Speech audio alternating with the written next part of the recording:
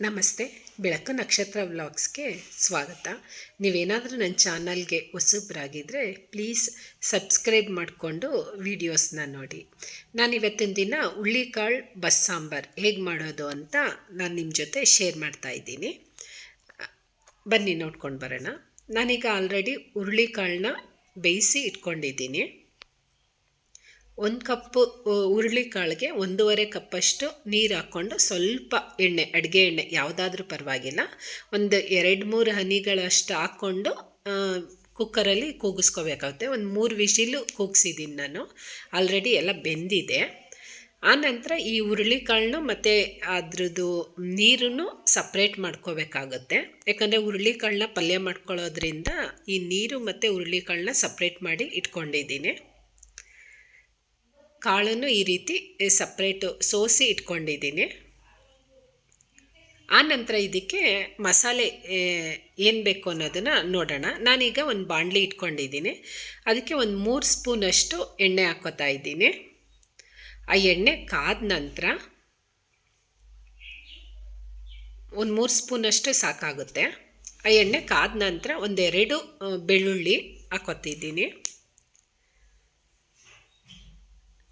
ನಂತರ 1-2 ಈರುಳ್ಳಿ ಹಚ್ಚಿಟ್ಕೊಂಡಿದ್ದೆ. ಆ ಈರುಳ್ಳಿನೂ ಹಾಕ್ಕೋತಾ ಇದ್ದೀನಿ. ಹುರ್ಕೋಬೇಕಾಗುತ್ತೆ ಸ್ವಲ್ಪ.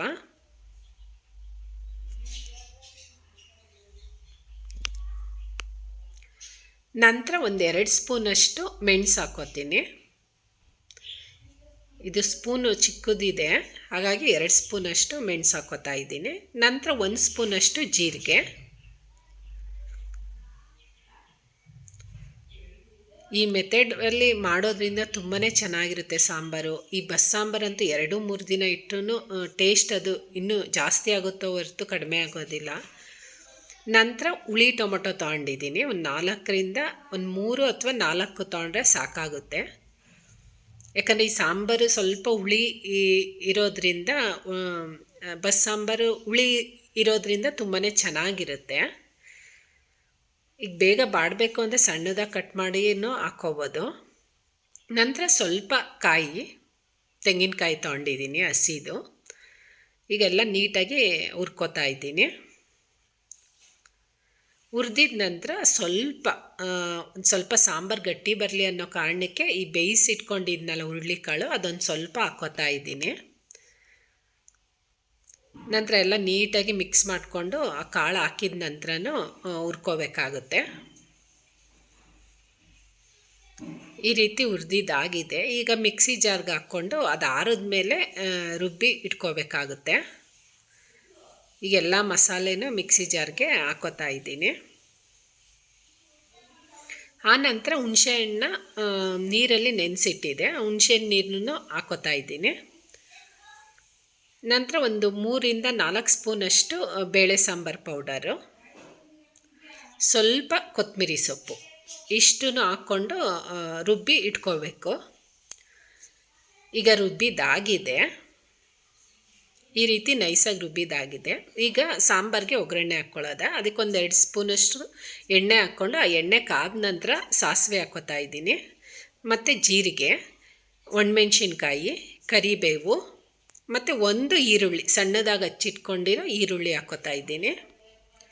ಹಾಕ್ಕೊಂಡು ಸ್ವಲ್ಪ ಹುರ್ಕೋಬೇಕಾಗುತ್ತೆ.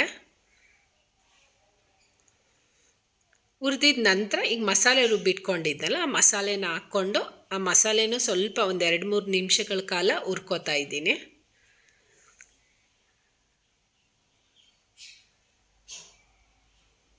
ನಂತರ ಆ ನೀರು ಸಪ್ರೇಟ್ ಮಾಡಿದ್ನಲ್ಲ ಹುರುಳಿಕಾಳಿಂದ, ಆ ನೀರನ್ನ ಈಗ ಸಾಂಬಾರಿಗೆ ಹಾಕ್ಕೋಬೇಕಾಗುತ್ತೆ. ನಮಗೆ ಇನ್ನೊಂದು ಸ್ವಲ್ಪ ನೀರು ಬೇಕು. ನೀರು ಆಗಿರೋದ್ರಿಂದ ಇನ್ನೊಂದು ಸ್ವಲ್ಪ ನೀರು ಹಾಕ್ಕೋತಾ ಇದ್ದೀನಿ. ಈಗ ಕುದಿಯೋದಕ್ಕೆ ಬಿಡೋದ ಸಾಂಬಾರನ್ನ. ಈಗೊಂದು 5 ನಿಮಿಷ ಬೇಯಿಸ್ಕೊಂಡ್ರೆ ಸಾಕಾಗುತ್ತೆ.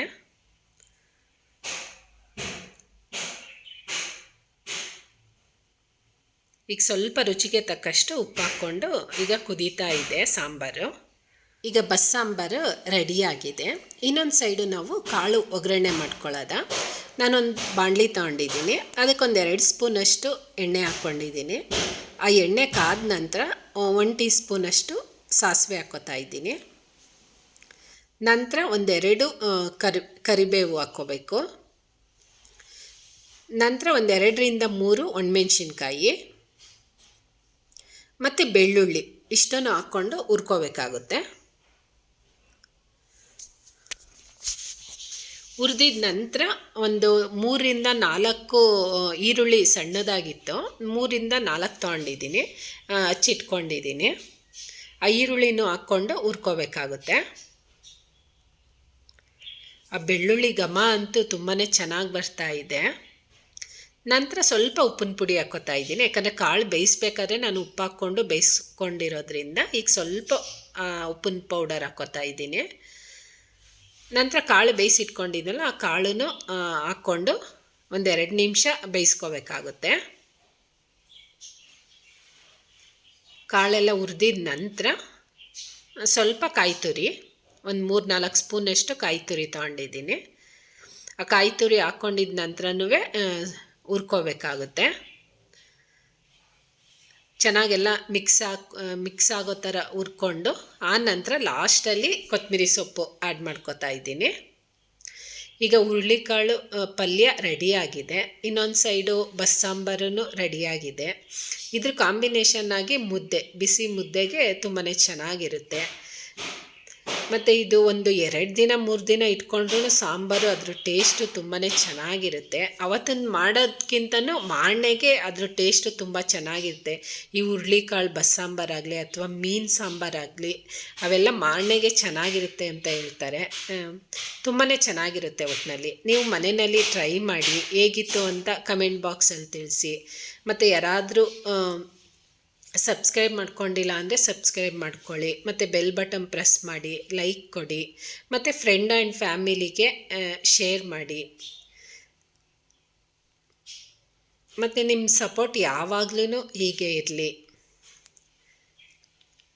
ಈಗ ಮುದ್ದೆ, ಸಾಂಬಾರು, ಪಲ್ಯ ತುಂಬಾ ಚೆನ್ನಾಗಿರುತ್ತೆ.